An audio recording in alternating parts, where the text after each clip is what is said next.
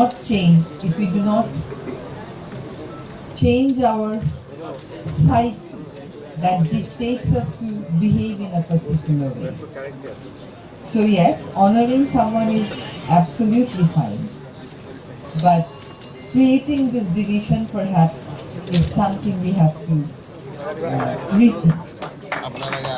Let me start by welcoming all participants from the 15 countries who have come to Dhaka. This is a very good time to visit Dhaka, not because air pollution is less, but because we have got very good mangoes at this time of the year. So a very warm welcome and a very sweet welcome, because you'll get to taste the very famous mangoes of Bangladesh, and in our calendar we call these months as Madhumash, means honey, month of honey. The fruits that you get, the seasonal ones, they are very sweet. We are actually discussing a very important topic here. The topic that we are talking about is social business, and we are repeatedly referring to the 3-0 notion, which I believe is a value-driven notion. And for real changes to happen in the world, what we need most is not uttering the values, but practicing the values. We all know what is good, we all know what is bad.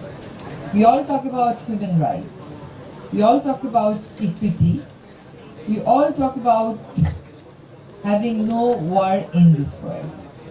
But even in 2025, we are seeing wars, we are seeing arbitrary aggression, and the way things are being wrapped up, we can always say that it's more imposition than a process that's putting an end to violent behavior. If it does not go in my interest, I intervene, I stop. But that should not be the rule of the game. In 2025, when we are dealing with climate change, we have to rethink our consumption patterns, how we define necessity versus overconsumption, and what is it that we really need to do to stop war forever. When we talk about 3-0, we talk about employment, we talk about poverty and wealth distribution, we talk about carbon emission. And since it is a gathering of Muslim countries, I don't know why that is the case, but whatever may be the reason, when we talk about Muslim countries gathering together, I would say that the importance of value needs to be again emphasized. The little I know about my religion, it actually talks about getting people to work. It actually tells you not to eat knowing fully well that your neighbor is hungry.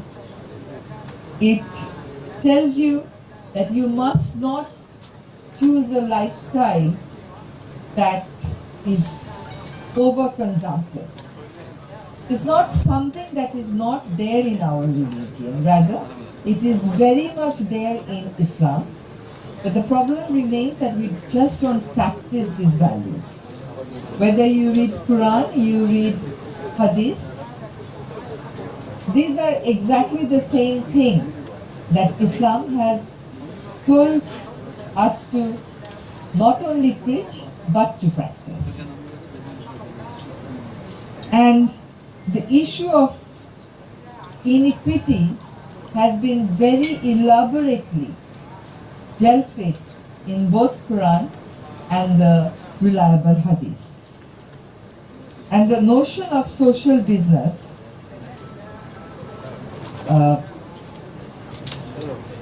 and the foundation that on which it is expected to be built on is not doing profit by creating miseries for others.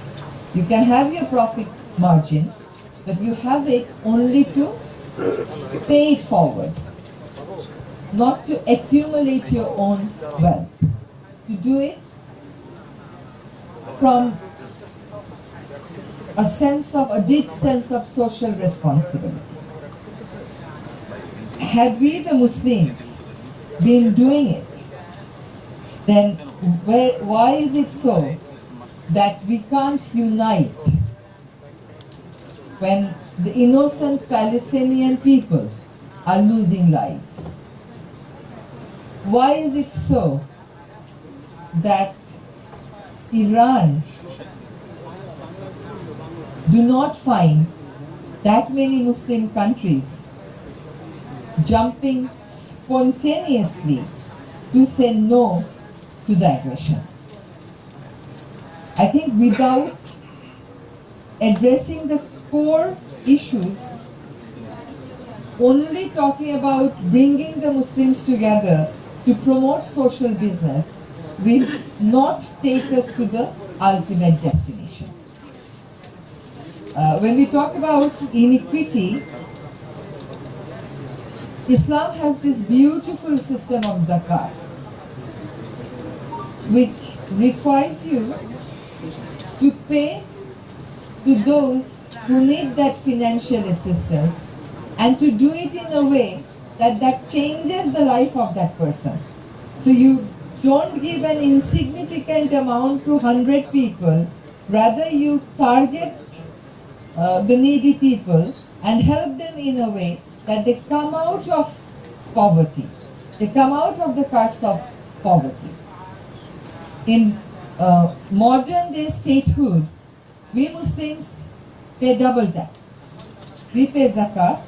We also pay the taxes that our state imposes on us.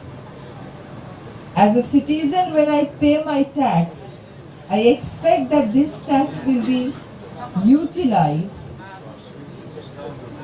for the benefit of the needy people. On the contrary, what we end up seeing is this money is being utilized for mega projects that do not necessarily pull people out of poverty. So getting into the poverty trap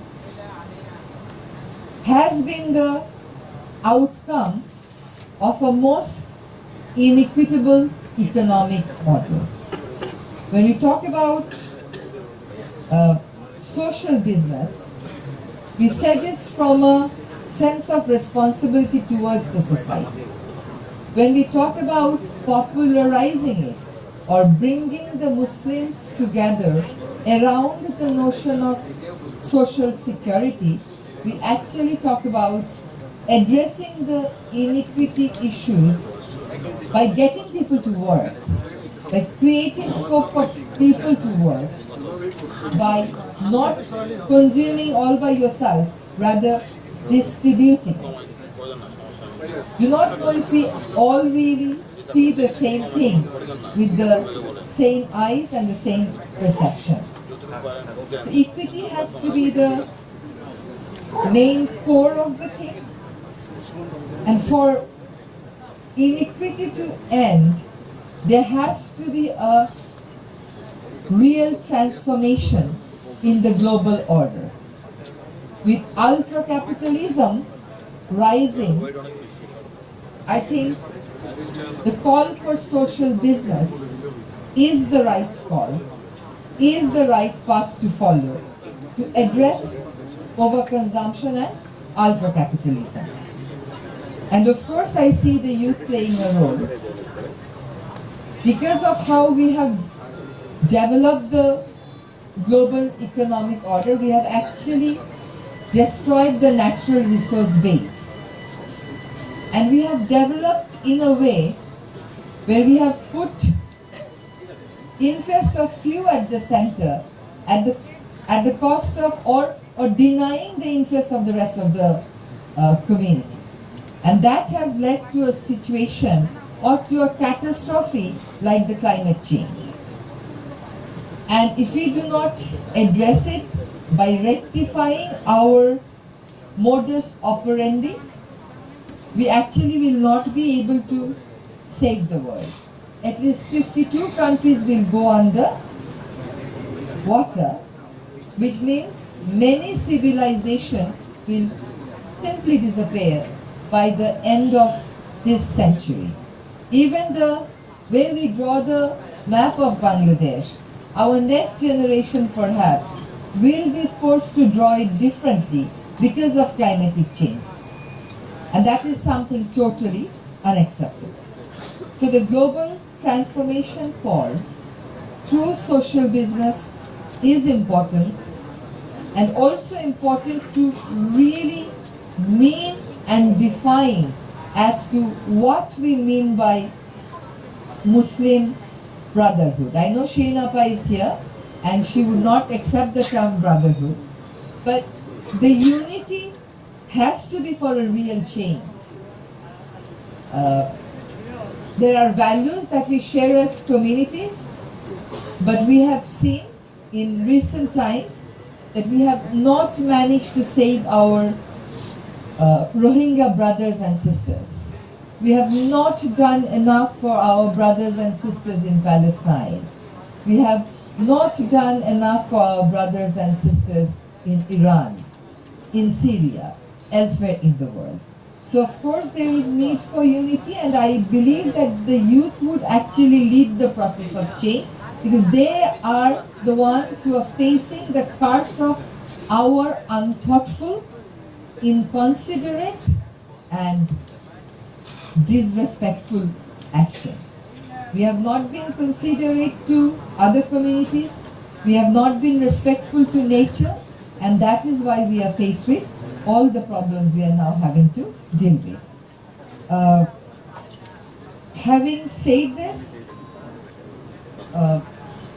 while social business is definitely one way of addressing the grave issues of economic injustices, for other form of justices, we really have to unite, understand each other, communicate better, define all the 15 countries together, or the other Muslim countries together, and the Muslim community living everywhere in the world, as one given group that nurtures certain values, which will not only be protective of the Muslims, but of all communities, irrespective of which religion they belong to. And that is what we Muslims are supposed to do. We are not supposed to hate others. We are not supposed to distribute or trigger hatred.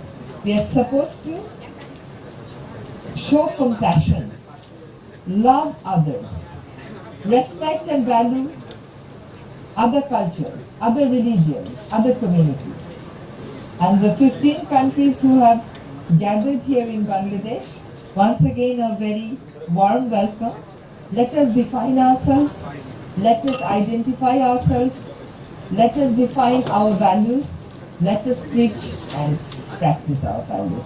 I thank the organizers, not naming them, because some of them have very long names, for inviting me here to say a few words. I hope you all enjoy your stay in Bangladesh, and I'm sure the organizers will take very good care of all of you who have, traveled thousands of miles to be here in Bangladesh. Thanks a lot.